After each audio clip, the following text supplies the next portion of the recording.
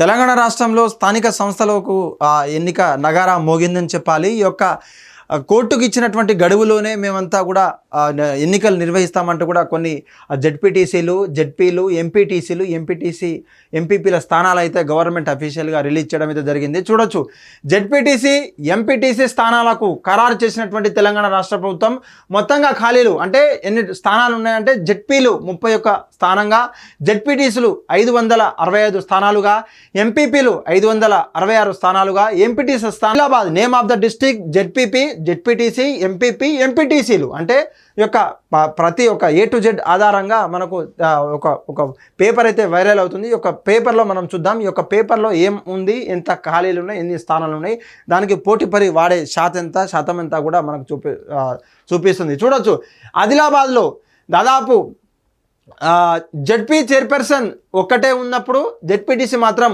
20గా వస్తుంది. దాదాపు ఎంపీపీలు మాత్రం అదే జెడ్పీటీసీలు, ఎంపీపీలు మాత్రం 20 మందే ఉండడం, ఎంపీటీసీలు మాత్రం 166 మంది ఉండడం కూడా చూపిస్తుంది. అదేవిధంగా భద్రాద్రి కొత్తగూడెం జెడ్పీ చైర్పర్సన్ ఒకరే, అదేవిధంగా జెడ్పీటీసీలు 22, ఎంపీపీలు కూడా 22గా, దాదాపు ఎంపీటీసీలుగా 223గా మనకు తెలియడం అయితే జరుగుతుంది. హన్మకొండ జిల్లాకు వచ్చేసి జెడ్పీ చైర్పర్సన్ ఒకరే, అదేవిధంగా జెడ్పీటీసీ పర్సన్ 12, ఎంపీపీ పర్సన్స్ కూడా 12గా వస్తుంది. అదేవిధంగా ఎంపీటీసీగా 129 అయితే ఉంది. ఎందుకంటే హన్మకొండ జిల్లాలో కొంత అర్బన్ కమ్యూనిటీ ఉంటుందని కాబట్టి అక్కడ ఉన్నట్టు జిహెచ్ఎంసీ పరిధిలో కూడా ఈ యొక్క కార్పొరేటర్ ఉంటారు కాబట్టి ఈ విధంగా తక్కువగా ఉండడం అయితే జరుగుతుంది. జగిత్యాల, అదేవిధంగా జన్గాం, అదేవిధంగా జయశంకర్, భూపాలపల్లి, గద్వాల, కామారెడ్డి, కరీంనగర్, ఖమ్మం, కొమరంభీం, ఆసిఫాబాద్, మహబూబ్ నగర్ కావచ్చు, మంచిర్యాల, మెదక్, ములుగు, నాగర్ కర్నూల్, నల్గొండ, నారాయణపేట్, నిర్మల్, నిజామాబాద్, పెద్దపల్లి, రాజన్న సిరిసిల్ల, రంగారెడ్డి, హైదరాబాద్, సంగారెడ్డి, సిద్దిపేట్, సూర్యాపేట్, వికారాబాద్, వనపర్తి, వరంగల్, యాదాద్రి, భువనగిరి. అయితే ముఖ్యంగా ఎక్కువ జెడ్పీ ఎంపీటీసీ స్థానాలు కలిగినటువంటి చూసే ప్రయత్నం చేద్దాం. ఇక్కడ భద్రాద్రి కొత్తగూడెంలో కూడా 233 ఎంపీటీసీలు అయితే ఉన్నప్పుడు దాదాపు అదేవిధంగా ఖమ్మంలో భారీ కాన్స్టిట్యున్సీ కాబట్టి ఖమ్మంలో కూడా ఎంపీటీసీ కార్పొరేటర్లు, కౌన్సిలర్ ఉన్నప్పటికీ దాదాపు 283 ఎంపీటీసీలు అయితే ఇక్కడ ఉండడం అయితే జరిగింది. భారీ సంఖ్య అయితే అవ్వడం అయితే జరిగింది. అయితే ముఖ్యంగా ఉమ్మడి నల్గొండ జిల్లాలో దాదాపు ఉమ్మడి నల్గొండ జిల్లా కాకుండా దాదాపు విస్తారంలో కూడా పెద్దది, కొంచెం చైతన్యవంతమైనటువంటి నల్గొండ జిల్లాలో దాదాపు 353 ఎంపీటీసీ స్థానాలు అయితే ఇక్కడ ఖరారు చేసుకోవడం అయితే జరుగుతుంది. అయితే ముఖ్యంగా తర్వాత నిజామాబాద్ జిల్లాలో 307 నెంబర్లో ఉంది. దాదాపు అక్కడ కూడా కొంచెం పెద్ద కాన్స్టిట్యున్సీ అని చెప్పుకోవచ్చు.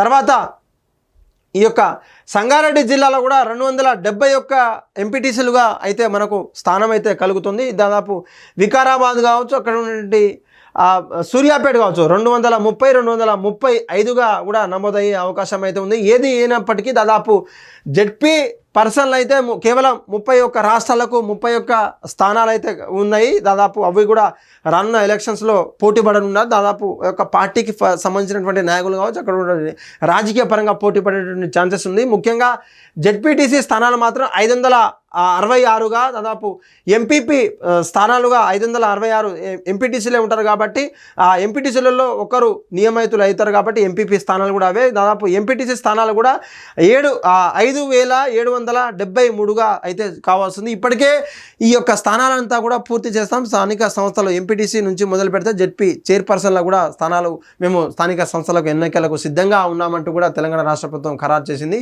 ఈ యొక్క రోస్టర్ ప్రకారంగానే ఈ యొక్క రాజకీయం అయితే నడుస్తుంది. అక్కడ ఉండే ఓట్లు కూడా వేసేటువంటి ప్రయత్నం అయితే ఉంది. చూడాలి, ఈ యొక్క బీసీ రిజర్వేషన్ 42% రిజర్వేషన్ మేర దీంట్లో ఏమైనా అమలు చేస్తారా, లేకపోతే వారికి తగినటువంటి గవర్నమెంట్ కావచ్చు, యాంటీగా ఉన్నటువంటి అపోజిషన్ పార్టీ కావచ్చు, గవర్నమెంట్లో ఉన్నటువంటి రూలింగ్లో ఉన్నటువంటి కాంగ్రెస్ గవర్నమెంట్ కావచ్చు, వారికి నచ్చినటువంటి వ్యక్తులకు ఇస్తారా అనేది కూడా చాలా తెలవాల్సి ఉంది. అక్కడ ఉన్నటువంటి రేషియో కూడా మారేటువంటి అవకాశం అయితే ఉంది. ముఖ్యంగా ఇటు స్థానిక సంస్థలు ముఖ్యంగా ఫస్ట్ ఎంపీటీసీ వేసిన తర్వాతనే మేము సర్పంచ్ ఎన్నికలకు పోవడం అనేది ఒక ఏ రకంగా మంచిది అనిపిస్తుందో తెలంగాణ గవర్నమెంట్కి అయితే మనకైతే అర్థం కాని పరిస్థితి. ముఖ్యంగా వార్డ్ నెంబర్ నుంచి మొదలు పెట్టుకుంటే సర్పంచ్ తర్వాత ఎంపీటీసీ అయ్యే పరంగా మనం ప్రతిసారి చూస్తుంటాం. కానీ ఈసారి భిన్నంగా దానికి ఆపోజిట్గా చేసేటువంటి ప్రయత్నం అయితే వాళ్ళు చేస్తున్నారు. ముఖ్యంగా ఎంపీటీసీ ఆశావాహులు కావచ్చు, ఎంపీపీ ఆశావాహులు కావచ్చు, ఎంపీటీసీ గెలిచిన తర్వాత ఎంపీపీ అవుతారు, జెడ్పీ చైర్పర్సన్ కావచ్చు, జెడ్పీటీసీలు కావచ్చు. వీరంతా కూడా జిల్లాకు మండలానికి చెందినటువంటి ర్యాంక్స్ కాబట్టి ఆ హోదా కాబట్టి వాళ్ళు ముఖ్యంగా ఫస్ట్ వార్డు పోటీ పడతారు. తర్వాత గ్రామ స్థాయిలో వార్డు నెంబర్ నుంచి మొదలు పెడితే వార్డు మెంబర్ దాకా, సర్పంచ్ నుంచి మొదలు పెడితే ఉప సర్పంచ్ దాకా మేమే గెలిపించుకుంటామంటూ కూడా అటు కాంగ్రెస్ ప్రభుత్వం ధీమా వ్యక్తం చేస్తుంది. అదేవిధంగా వారికి ధీమాకు అనుగుణంగా లేకుండా ఈ యొక్క పార్టీ ఎలా గెలుస్తుందో మేము కూడా చూస్తామంటూ కూడా అటు నిరుద్యోగులు, ఉద్యోగులు, అంటే డిఏ టీఏ రాని వాళ్ళంతా కూడా ఉద్యోగులు, పిఆర్సీ రాని వాళ్ళ ఉద్యోగులంతా కూడా చూస్తామంటున్నారు. కేవలం రాష్ట్ర ప్రభుత్వానికి మేము ఎంత మెసేజ్ ఇచ్చినా కూడా మమ్మల్ని పట్టించుకున్నటువంటి నిరుద్యోగులు కూడా వారి మీద ఫైర్ అవుతున్నటువంటి పరిస్థితి అయితే కనబడుతుంది. అటు ఉద్యోగులు, నిరుద్యోగులంతా కూడా జాబ్ క్యాలెండర్ పేరు మీదట మిమ్మల్ని జాబ్ ఎట్లా ఎక్కించలేదు కదా, ఆనాడు ఆకునూరి మురళి కావచ్చు, బల్మురి వెంకట్ కావచ్చు, అదేవిధంగా కోదండరాం కావచ్చు, మమ్మల్ని ఉద్యోగాల నుంచి రాకుండా చేసి మీరు ముగ్గురు మాత్రం ఎమ్మెల్సీ ఉద్యోగాలు ఎక్కించిన తర్వాత మీకు మాత్రమే ఉద్యోగాలు సరిపోతాయా, మేము కూడా ఉద్యోగం చేయనక్కర్లేదా అంటూ కూడా ప్రతి ఒక్క లైబ్రరీలో, ప్రతి ఒక్క సెంటర్లలో, ప్రతి ఒక్క ఎగ్జామ్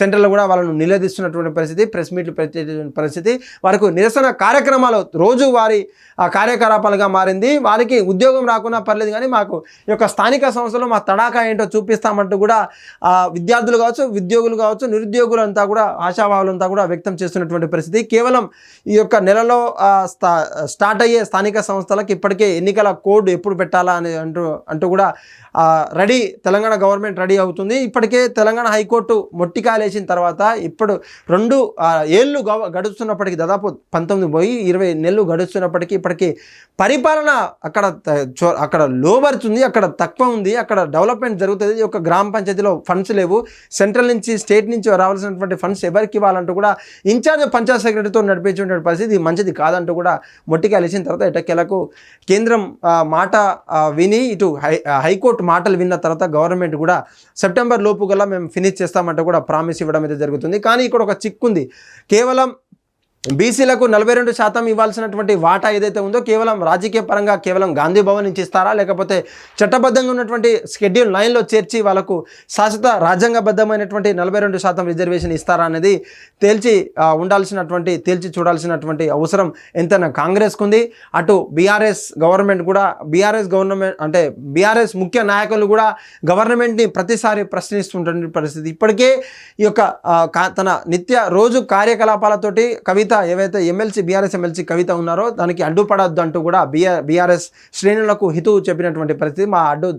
మా దారికి ఎడ్డు రావద్దంటూ కూడా మా యొక్క కార్యకలాపాలతో అంటే రోజు వారి కార్యకలాపాలతో మేము ముందుకు పోతాం, మా యొక్క సైన్యం ఉంది, మమ్మల్ని ఎవడు ఆపద్దంటూ కూడా తన కార్యకలాపాలతో ముందుకు పోతున్నటువంటి పరిస్థితి. రోజుకు ప్రెస్ మీట్లు, రోజుకు వార్తల్లో నిలుస్తున్నటువంటి చూడాలి. ఈ యొక్క రాష్ట్ర ప్రభుత్వం అఫీషియల్గా విడుదల చేసినటువంటి ఈ యొక్క నోటిఫికేషన్లో ఎవరు ఏ కేటగిరీ నుంచి నించవచ్చు, అదేవిధంగా ఏ యొక్క కేటగిరీ వస్తుంది, బీజీల రిజర్వేషన్ పట్టిక త్వరలోనే తేలిపోతుంది. ఇప్పుడునే ఆశావాహులు అయితే ఈ యొక్క రోస్టర్ని చూసి ఏది బెంచో ఏది చెడో అక్కడ ఉన్నటువంటి నియోజకవర్గాలకు సంబంధించినటువంటి నాయకులు కావచ్చు, అక్కడ ముఖ్య నేతలతో పార్టీలో చర్చించి ఎవరికి ఏమి ఇద్దాం, ఏ యొక్క కమ్యూనిటీ నుంచి ఇద్దామంటూ కూడా వాళ్ళు పూర్తి ఆలోచనటువంటి పడ్డ పరిస్థితి. త్వరలోనే స్థానిక సంస్థల ఎన్నికలు అయిన తర్వాత ఈ యొక్క రూపురేఖలు ఎలా మారుతున్నాయి, తెలంగాణ రాష్ట్రంలో ఉన్నటువంటి కాంగ్రెస్ గవర్నమెంట్ కావచ్చు, తెలంగాణ అపోజిషన్లో ఉన్నటువంటి బీఆర్ఎస్ కావచ్చు, ఇటు బీజేపీ కావచ్చు, తమే గెలుస్తామంటూ కూడా తమ ఆశాభావం వ్యక్తం చేస్తున్నటువంటి పరిస్థితి. హిట్ టీవీ యాప్, ఇందులో short news, live news, entertainment shows, movies, digital magazines తో పాటు మీ జిల్లా వార్తలను కూడా ఫ్రీగా చూడొచ్చు. ఇంకెందుకు ఆలస్యం, వెంటనే హిట్ టీవీ యాప్ ని డౌన్లోడ్ చేసుకుని ఫ్రీగా ఎంటర్టైన్మెంట్ పొందండి. Hit TV app, hit TV app, please download hit TV app. Hit TV app ని ఫ్రీగా డౌన్లోడ్ చేసుకుని ఎంజాయ్ చేయండి. మీకు నచ్చిన ఎంటర్టైన్మెంట్ కోసం హిట్ టీవీ యాప్ ని ఫ్రీగా డౌన్లోడ్ చేసుకుని ఎంజాయ్ చేయండి. హిట్ టీవీ యాప్ ని డౌన్లోడ్ చేసుకుని ఆస్వాదించండి, ఆశీర్వదించండి. ఇంతమంది సెలబ్రిటీలు హిట్ టీవీ యాప్ ని డౌన్లోడ్ చేసుకోండి అని చెప్తున్నారంటే ఎంత మంచి యాప్ ఆలోచించండి. అమెరికా అమెరికాలో చదవాలనుకునే వాళ్ళకి విశ్వసనీయమైన పేరు మన శౌర్య కన్సల్టెన్సీ. UK లో 1 year masters, UK లో 1 year masters, 2 years work permit up to 5 years visa. Contact Saurya Consultancy. Contact 89851 89851.